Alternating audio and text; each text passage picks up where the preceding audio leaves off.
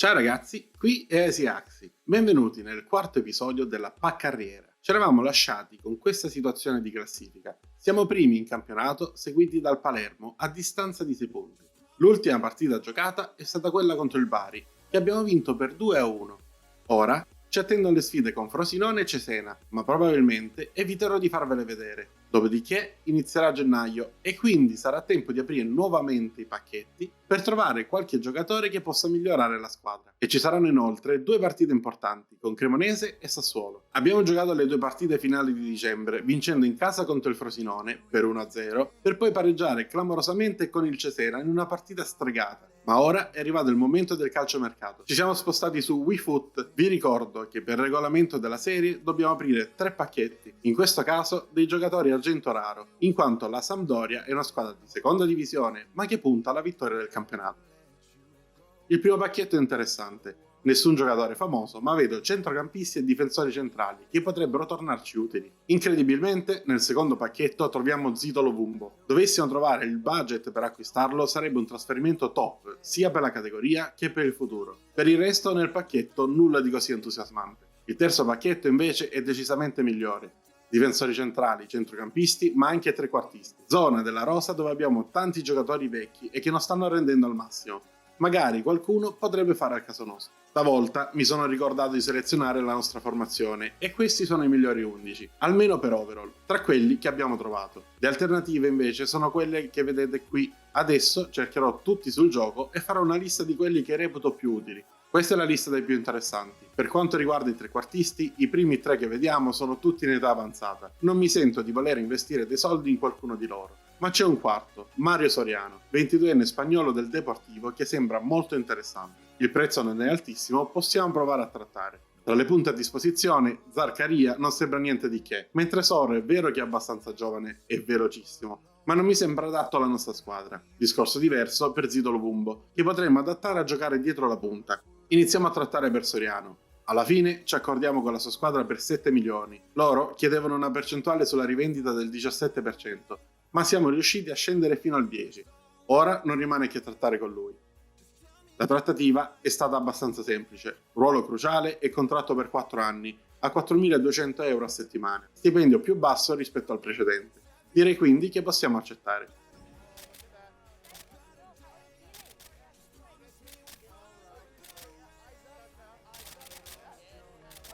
Mario Soriano dunque entra ufficialmente a far parte della rosa della nostra Sampdoria, ma contemporaneamente ci lascia invece Vieira, che in questa prima parte di stagione non mi ha mai entusiasmato. Guadagniamo quasi 3 milioni e lui si accasa al Palermo. Nel frattempo arriva il giorno della partita contro la Cremonese.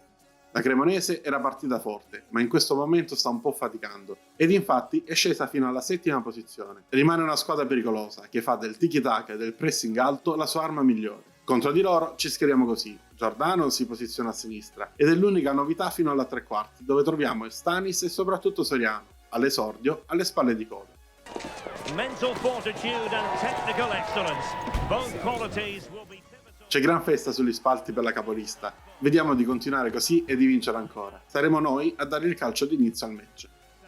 Partiamo a 1000 e Stanis appoggia dietro e corre in avanti. Viene servito perfettamente sulla corsa e non deve fare altro che appoggiare al centro per Coda che non sbaglia. Gol del vantaggio dopo soli 3 minuti e partita che si mette in discesa. Ci prova la Cremonese con Bonazzoli, che si crea lo spazio per il tiro da fuori area, ma ne esce un tiro centrale che per quanto potente è comunque ben neutralizzato da Silvestri. Ed è anche l'ultima azione interessante del primo tempo, che si conclude con noi in vantaggio di una rete. Dobbiamo gestirla al meglio nella ripresa. Al minuto 62 la nostra punta, Coda, vede l'inserimento di Santoro, che si presenta tutto solo davanti al portiere e scocca il tiro. Purtroppo c'entra in pieno il palo e la palla viene poi gestita con comodità dalla difesa. Sono 20 minuti che la Cremonese tiene il pallone ma non supera la nostra 3/4. Noi difendiamo con ordine ma non riusciamo a ripartire e la partita è ancora più noiosa del primo tempo. E con questo rinvio si conclude un match super noioso, ma che ci consente di mettere altri 3 punti in cassaforte. Niente novità dal mercato e quindi giochiamo contro il Sassuolo. Erano partiti a rallentatore, ma adesso, trascinati da Berardi e Lorientè, si sono fatti strada fino al 4º posto. Nelle ultime 5 partite ne hanno vinte ben 4 e sono molto forti in contropiede, quindi dovremo stare attenti in difesa. Questa la formazione di oggi. In difesa confermiamo Giordano a sinistra e facciamo riposare De Paoli con Venuti che prende il suo posto. A centrocampo cambiamo il mediano, mentre in avanti giocano Skripski e Tutino. We're here to enjoy a matchup that football fans are sure to relish. Which side? Le telecamere, ovviamente, indugiano sul capitano del Sassuolo, ma ormai è tutto pronto per iniziare, con Skripski che farà partire il pallone per primo. Parte forte il Sassuolo, Mulattieri inganna Ferrari con il controllo, ma Silvestri si fa trovare pronto e devia il pallone. Pronta anche la nostra reazione con Skripski, che riceve al centro dell'area, si gira su se stesso e fa partire il tiro, che purtroppo esce centrale e viene parato da Consiglio. Sassuolo pericolosissimo al 30° con Caligara che serve Mulattieri al centro, ma la punta incredibilmente tira pianissimo addosso a Silvestri. Ma il gol era nell'aria, l'Orientesi si libera e fa partire una botta incredibile col destro che si insacca all'incrocio dei pali. Nulla da fare per un incolpevole Silvestri. Termina la prima frazione, siamo sotto grazie all'Eurogol dell'inquadrato all'Oriente e dobbiamo reagire. Le cose non sono andate bene in attacco, siamo stati alquanto sterili, quindi ho deciso di invertire Tutino e Skripski, che adesso agirà alle spalle di Gennaro. Ad inizio secondo tempo un pressing solitario di Soriano costringe al retropassaggio Tolian e clamorosamente Consigli sbaglia il rinvio, servendo Tutino che si avvicina al portiere e lascia partire il tiro. Parata, che però lascia lì il pallone e stavolta Tutino non sbaglia. Well, when you get careless, there are consequences, and the goalkeeper will not need telling that this... Nel secondo tempo poi non è più successo nulla.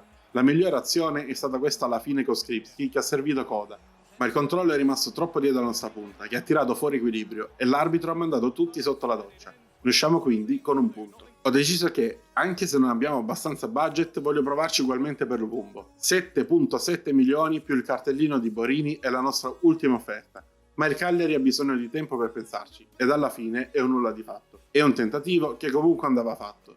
Di conseguenza ci siamo mossi per Mallica, 26 anni e 198 cm di altezza. Può essere titolare ora e magari una buona riserva in futuro. Alla fine ci accordiamo col Darmstadt per poco più di 2 milioni, ed ora abbiamo da parlare con il suo procuratore. 3 anni di contratto ad 11.000 euro a settimana, un accordo che posso dire mi soddisfa e soddisfa anche loro.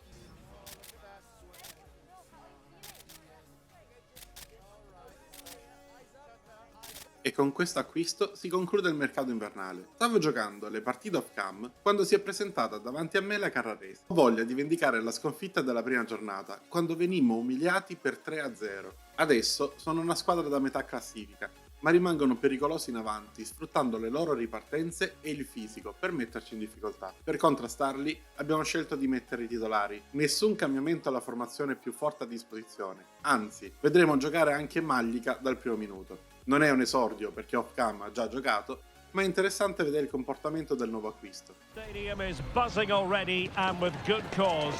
Two top sides ready to go at it, and this should be something special on the pitch.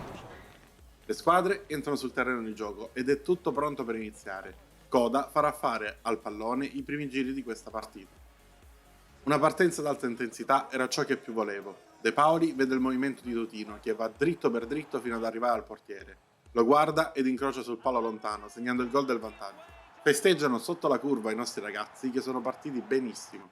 Passano pochissimi minuti e Coda vince il possesso in un contrasto con un difensore. Si presenta dentro l'area e serve al centro Tutino che insacca, seppur non elegantemente. 2-0 dopo nemmeno un quarto d'ora. Non potevo aspettarmi di meglio. Provano a reagire gli ospiti, con Cicconi che scarica dietro per Panico, ma Silvestri è attento ed in 2 tempi ferma il pallone. Queste azioni sono assolutamente da evitare. Non succede più nulla nella seconda frazione, che si conclude così. Buon vantaggio, portiamo a termine questo lavoro. Nel secondo tempo la Carrarese ha cambiato intensità e si rende pericolosa con Capello che per fortuna sbaglia ad angolare e Silvestri riesce così a deviare in angolo. Ci riprova poco dopo la Carrarese con Finotto, che per nostra fortuna tira al lato di diversi metri. Ancora Finotto, stavolta in contropiede arriva all'1 contro 1 contro Silvestri. Errore di posizionamento del nostro portiere che lascia libero il primo palo e la Carrarese accorcia le distanze. Dobbiamo resistere ancora 10 minuti, cosa che ci riesce e dopo questa azione confusa che finisce nel pallone rimessa laterale, l'arbitro fischia la fine. Peccato per il gol subito, ma abbiamo vendicato la sconfitta della prima giornata. E questa vittoria col minimo scarto si aggiunge a quelle ben più ampie contro Catanzaro e Sottirol e dal pareggio contro la Reggiana. Dopo un febbraio intenso ma fruttuoso in termini di punti, questa è la classifica. Abbiamo allungato sul Palermo che adesso insegue a 10 punti di distanza, ma dietro è insidiato da Sassuolo, Bari e Spezia che sono sempre più vicine. La classifica marcatori adesso vede Coda al secondo posto con 16 reti, ma non disdegna nemmeno gli assist, visto che è a quota 6. Il secondo assistman della squadra è Skripski a quota 5. Mentre, nel frattempo, Silvestri continua a dominare la classifica delle reti inviolate, con 16 clean sheet in 27 presenze. Queste sono le partite che ci attendono a marzo, il calendario è bello fitto, ma per oggi è tutto. Spero che il video vi sia piaciuto, se così fosse lasciate like ed iscrivetevi per tanti nuovi contenuti. Noi ci vediamo al prossimo video.